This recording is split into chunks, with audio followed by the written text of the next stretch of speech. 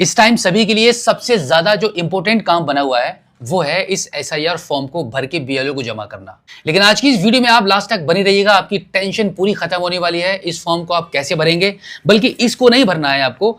आज मैं आपको बताने वाला हूं कि इस फॉर्म को न भरकर आप घर बैठे मोबाइल फोन के माध्यम से ही इस फॉर्म को ऑनलाइन कैसे जमा करेंगे।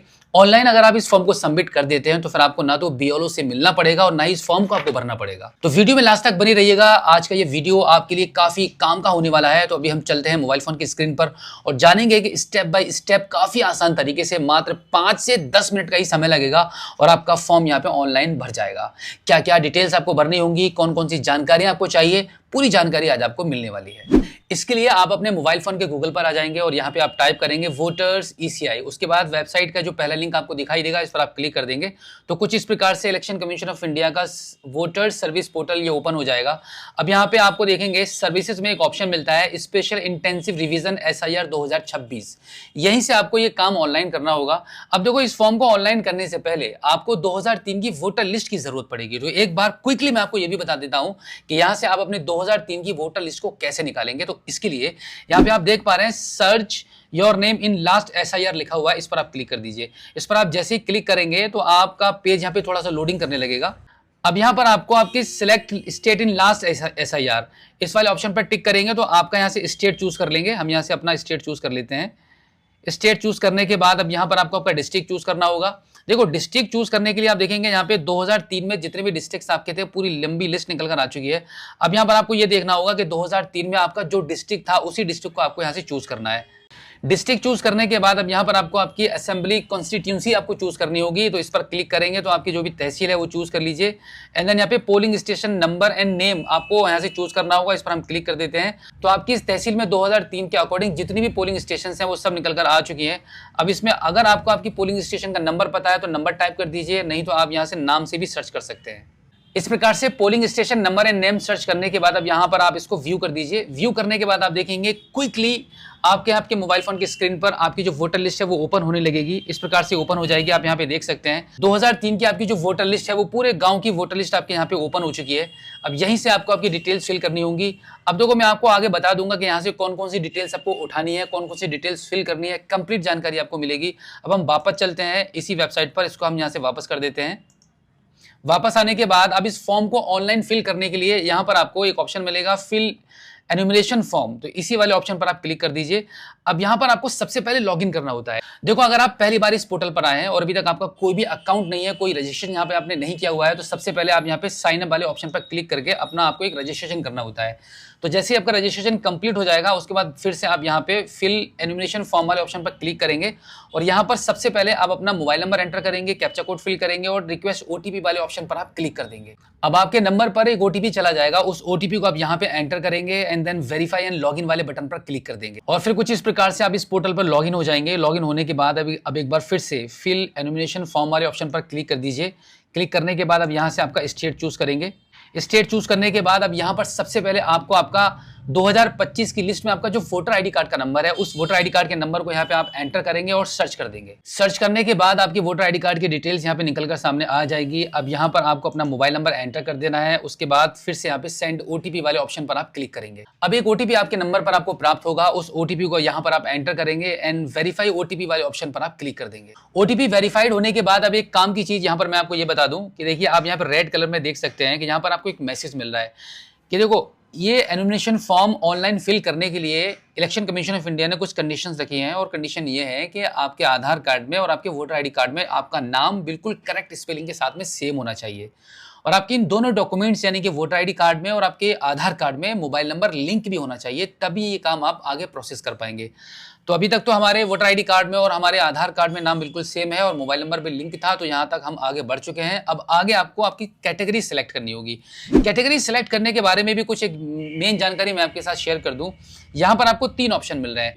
आप यहाँ पे देख सकते हैं कि ये जो पहला ऑप्शन है इसको डिसेबल कर दिया गया है, यानी कि ये हाईलाइटेड नहीं है, इसको आप चूज नहीं कर सकते हैं। अगर 2003 की वोटर लिस्ट में आपका खुद का नाम होता है तो ये ऑटोमेटिक यहाँ पे हाईलाइटेड होगा और इसी पहले वाले ऑप्शन को आप चूज करेंगे। अब देखो, हम जो फॉर्म भर रहे हैं, ये जो हमारा एनिमेशन फॉर्म है, इस फॉर्म को हम ऑनलाइन भर रहे हैं तो यहाँ पे हम अपने पेरेंट्स के नाम से भरेंगे।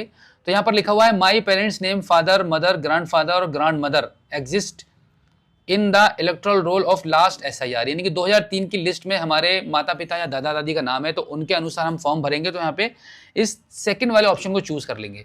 सेकंड वाले ऑप्शन को चूज करने के बाद बाकी की डिटेल्स आपको अभी नीचे भरनी होती हैं। अब देखो यहाँ पर मैं आपको बता दूं कि बीएलओ लोग के एक बड़ा खेल कर रहे हैं आप सभी लोगों के साथ में।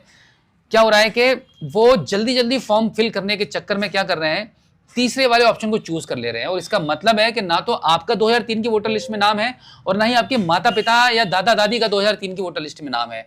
तो अगर तीसरा ऑप्शन आपके नाम पर चूज कर लिया जाता है, वो आपको बहुत बड़े खतरे में डालेगा।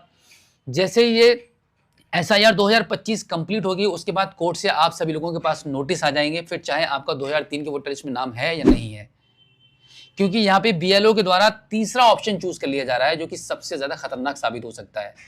तो आप जब भी बीएलओ को फॉर्म जमा कर रहे हैं तो आप ये सुनिश्चित जरूर कीजिएगा कि बीएलओ आपका कौन सा ऑप्शन चूज कर रहा है, या फिर बेहतर तो यही रहेगा कि आप खुद से ऑनलाइन इसी तरीके से अपने फॉर्म को भरिएगा। तो यहाँ पर हमने अपने दूसरे वाले ऑप्शन को चूज कर लिया है। अब यहाँ पर हम आगे बढ़ते हैं। तो यहाँ पे आप सबसे पहले अपना स्टेट चूज करेंगे अपनी लास्ट एसआईआर के मुताबिक। स्टेट चूज करने के बाद अब यहाँ पे असेंबली कॉन्स्टिट्यूंसी वाले ऑप्शन पर क्लिक करेंगे, तो हमारी जो भी तहसील है उसको हम चूज कर लेंगे। अब देखो यहाँ पर हमारा तहसील का नंबर मैं अभी आपको वोटर लिस्ट में बता दूंगा, पहले यहाँ से मैं चूज कर लेता हूँ कि तहसील का नंबर डायरेक्टली आपको कहाँ से मिलेगा या तहसील आप कैसे सर्च करेंगे। इजी है, नंबर के थ्रू भी चीज आप सर्च कर सकते हैं और नाम पढ़कर भी सर्च कर सकते हैं। तो यहाँ पर तो मैन्युअली मैं नाम पढ़कर ही सर्च करने वाला हूँ आपकी आसानी के लिए। तो ये हमारा 328 नंबर है तहसील का, तो हम यहाँ से चूज कर लेते हैं। ये हमने तहसील चूज कर ली। अब इसके बाद देखो polling station number and name in 2003 की लिस्ट में आपका जो पोलिंग स्टेशन नंबर है वो यहाँ से आपको चूज करना है। काफी लंबी लिस्ट आ गई है। और इसी के साथ में आपका जो पार्ट सीरियल नंबर 2003 की लिस्ट में जो है वो यहाँ पर आपको डालना है। अब ये दो चीजें आपको कैसे कहाँ से मिलेंगी वो आप देख लीजिएगा, क्योंकि हमने शुरू में ही अपनी 2003 की वोटर लिस्ट डाउनलोड कर ली थी। तो यहाँ पर आप देखेंगे विधानसभा क्षेत्र की संख्या, अगर बाई चांस आप इस फॉर्म को भर रहे हैं तो यहाँ पर विधानसभा क्षेत्र की संख्या ये वाली पड़ेगी, यहाँ पर आपको मिलेगी, ये आप देख लीजिएगा। और भाग संख्या आपको यहाँ मिलती है, ठीक है, ये जो भाग संख्या है। अब देखो क्रमांक संख्या या जो सीरियल नंबर अभी मैंने जो बात की थी वो कहाँ मिलेगा, वो मिलेगा आपको वोटर लिस्ट में। आप यहाँ पे देख सकते हैं कि ये जो आपके गांव के सभी लोगों के नाम आ रहे हैं और यहाँ पर यह अनुभाग, यही है सीरियल नंबर। अनुभाग नंबर जो लिखा है ये सीरियल नंबर है और यह आपके सेकंड लाइन में जो नंबर्स आ रहे हैं ये आपके मकान नंबर। तो सीरियल नंबर आपको यहाँ से मिलेंगे। आप यहाँ पे इस तरीके से देख पाएंगे। आप अपनी लिस्ट में आपके फादर का नाम जो भी आप सर्च कर लेंगे, जैसे मानो ये आपके फादर का नाम है तो यहाँ पर ये रहेगा 94 नंबर का आपका सीरियल नंबर। तो इस प्रकार से सीरियल नंबर यहाँ से आपको उठा लेना है। अब देखो हम वापस आ जाते हैं, तो यहाँ से हम अपना पोलिंग स्टेशन नंबर हम चूज कर लेंगे।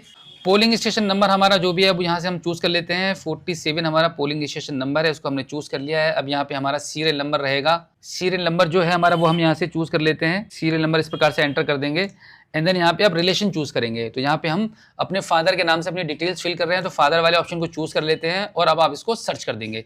सर्च जैसे ही करेंगे तो आप यहाँ पे देख सकते हैं, सर्च करने के बाद आपकी जो डिटेल्स हैं 2003 की वोटर लिस्ट के अकॉर्डिंग आपके फादर की डिटेल्स यहाँ पे निकल कर कुछ इस प्रकार से आ जाएंगी। अब यहाँ पे इस वाले बॉक्स पर टिक करेंगे जहां पे लिखा हुआ है my relatives name exist in electoral roll of Uttar Pradesh in 2003 as per the above details. ये वाला ऑप्शन चूज करने के बाद अब आप इसको फाइनली कंटिन्यू करेंगे। कंटिन्यू करने के बाद अब यहाँ पर आपको कुछ डिटेल, आपकी कुछ पर्सनल डिटेल्स फिल करनी होती हैं। वो वही डिटेल्स हैं जो यहाँ पर आप यहाँ पर फिल करते हैं। तो यहाँ पर अब यहाँ पर जो डिटेल्स आप फिल करेंगे वो आपकी 2025 के मुताबिक फिल होंगी। तो यहाँ पे सबसे पहले डेट ऑफ बर्थ एंटर करेंगे, यहाँ पे आपके आधार कार्ड के नंबर को एंटर कर देंगे। यहाँ पर आपका फादर नेम एंटर करेंगे।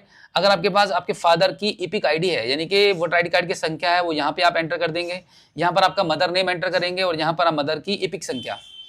और इसी के साथ में अगर आपकी शादी हो गई है, अगर आप एक पुरुष हैं तो यहाँ पर आप अपनी पत्नी का नाम लिखेंगे और यहाँ पर पत्नी के वोटर आईडी कार्ड की संख्या लिखेंगे। और अगर आप एक महिला हैं, इस फॉर्म का आवेदन कर रहे हैं, तो यहाँ पर आप अपने पति का नाम लिखेंगे और यहाँ पर आपके पति के वोटर आईडी की संख्या। एंड देन यहाँ पे प्लेस ऑफ सबमिशन में ये ऑप्शन ही नहीं है, चाहो तो भर सकते हो, नहीं खाली छोड़ दो। यहाँ पर आपके गाँव का नाम एंटर कर देंगे और यहाँ पर चूज फाइल वाले ऑप्शन पर क्लिक करके आपका फोटो चूज कर लेंगे। फोटो का साइज 2 MB से अधिक नहीं होना चाहिए। इस प्रकार से ये सभी डिटेल सही तरीके से फिल करने के बाद अब आप इसको थोड़ा सा ऊपर की साइड में स्क्रॉल करेंगे और यहाँ पे आप प्रीव्यू वाले बटन पर क्लिक कर देंगे। प्रीव्यू वाले बटन पर क्लिक करने के बाद अब आप देखेंगे आपका यहाँ पे मोबाइल फोन की स्क्रीन पर आपका प्रीव्यू ओपन हो जाएगा, जहां पर एक बार आप इसको देख सकते हैं कि आपकी जितनी भी डिटेल्स यहाँ पे फिल की गई हैं वो एकदम सही है कि नहीं है। अब इसके बाद थोड़ा सा लास्ट में नीचे की साइड में आएंगे तो यहाँ पर आप इस टर्म्स एंड कंडीशन के इस बॉक्स पर टिक करेंगे और उसके बाद फाइनली इसको आप सबमिट कर देंगे। सबमिट करेंगे, ये थोड़ा सा प्रोसेस करेगा। प्रोसेसिंग यहाँ पे स्टार्ट हो चुकी है। अब यहाँ पर थोड़ा और कुछ सेकंड्स के लिए प्रोसेसिंग स्टार्ट हो जाएगी, क्योंकि अब यहाँ पर आपको ई साइन करना होगा। ई साइन करना बहुत मैंडेटरी है। जैसे कि मैं आपको बता दूं कि जब मैनुअली आप बीएलओ को इस फॉर्म को भरकर देते हैं तो यहाँ पर आपको अपना सिग्नेचर करना होता है। यहाँ पर वही काम हो रहा है, आधार कार्ड के माध्यम से आपको ई साइन करना होगा। तो यहाँ पर आप अपना आधार कार्ड का नंबर एंटर करेंगे, उसके बाद गेट ओटीपी वाले ऑप्शन पर क्लिक कर देंगे। अब एक ओटीपी आपके नंबर पर चला जाएगा, उस ओटीपी को यहाँ पे आप एंटर करेंगे। उसके बाद टर्म्स एंड कंडीशन के इस बॉक्स पर आप टिक करेंगे और फाइनली इसको सबमिट कर देंगे। सबमिट करने के बाद ई साइन के लिए यहाँ पे थोड़ा सा प्रोसेसिंग स्टार्ट हो जाएगी। ये प्रोसेसिंग कुछ ही सेकंड चलती है, कभी कभी थोड़ी लंबी भी हो जाती है और कभी कभी तुरंत ही फिनिश हो जाती है। तो जैसे ही आपकी ये प्रोसेसिंग खत्म होगी तो आप देख सकते हैं प्रोसेसिंग कंप्लीट होने के बाद कुछ इस प्रकार से आपका यहाँ पे एसआईआर 2025 का ये फॉर्म कंप्लीट हो जाता है। आपका यहाँ पे आवेदन सक्सेसफुल डन हो चुका है।